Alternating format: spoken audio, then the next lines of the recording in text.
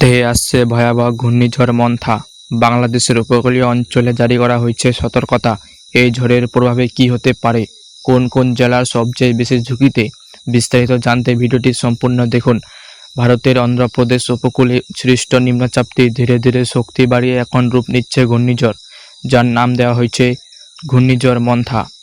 আবহাওয়া দপ্তরের পূর্বাভাস অনুযায়ী এই ঝড় আগামী 2 থেকে 3 দিনের মধ্যে বঙ্গোপসাগরের উত্তর দিকে অগ্রসর হতে পারে। এর প্রভাবে বাংলাদেশের খুলনা, বরিশাল, চট্টগ্রাম ও কক্সবাজারের দমকা হাওয়ার সঙ্গে ভারী বৃষ্টি হতে পারে।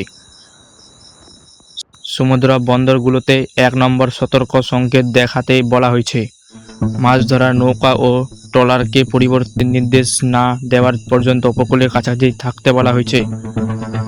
উপকূলবাসীদের সচেতন থাকতে ও সরাসরি ও সরকারি নির্দেশ মেনে চলার অনুরোধ জানানো হয়েছে।